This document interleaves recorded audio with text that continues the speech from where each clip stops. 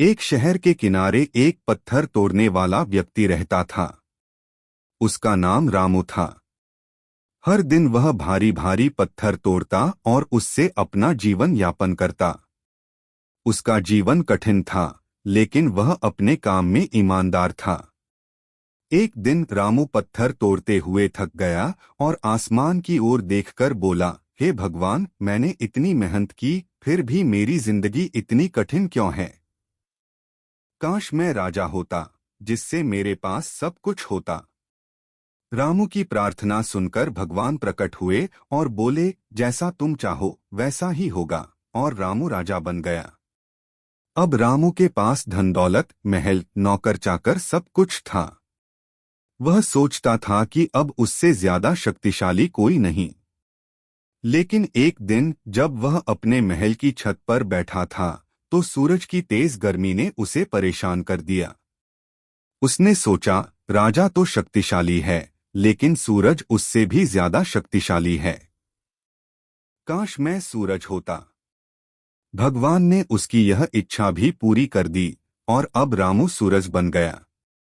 वह आसमान में चमकने लगा और अपनी शक्ति पर गर्व करने लगा। लेकिन जल्द ही वह देखता है कि बादल उसके प्रकाश को ढक देते हैं। उसने सोचा, बादल तो सूरज से भी ज्यादा ताकतवर हैं। काश मैं बादल होता। रामू अब बादल बन गया। वह बारिश बरसाने लगा और पृथ्वी पर सब कुछ हरा भरा कर दिया। लेकिन तभी तेज हवा का झोंका आया और उसे इधर उधर उड़ा दिया।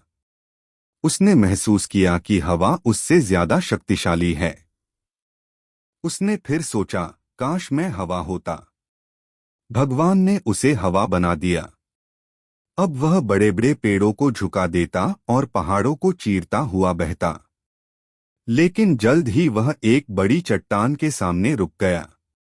उसने देखा कि उसकी सारी ताकत के बावजूद वह उस चट्टान को हिला नहीं सकता। उसने सोचा, यह चट्टान तो मुझसे भी ज्यादा ताकतवर है। काश मैं चट्टान होता। अब रामू चट्टान बन गया। वह अटल और स्थिर था। लेकिन तभी उसने महसूस किया कि एक आदमी हथौड़ा लेकर उसे तोड़ने की कोशिश कर रहा है। वह व्यक्ति और कोई नहीं, बल्कि एक पत्थर तोड़ने वाला था। रामू को अब समझ आया कि असली शक्ति उसके पुराने रूप में थी, जब वह अपने कर्म और मेहनत से चीजों को बदल सकता था। रामू ने भगवान से प्रार्थना की, हे भगवान, मुझे वापस वही बना दो जो मैं था। अब मैं समझ गया कि मेरी सच्ची शक्ति मेरी मेहनत में है। भगवान ने उसकी इच्छा पूरी की और रामू वापस पत्थर तोड़ने वाला बन गया। लेकिन अब उसकी सोच बदल चुकी थी। वह खुश था क्योंकि उसे एहसास हो गया था कि मेहनत और ईमानदारी से बड़ा कोई वरदान नहीं। संदेश: हमेशा अपनी स्थिति को स्वीकार करें और मेहनत पर भरोसा रखें। असली ताकत हमारी कड़ी मेहनत और लगन में है।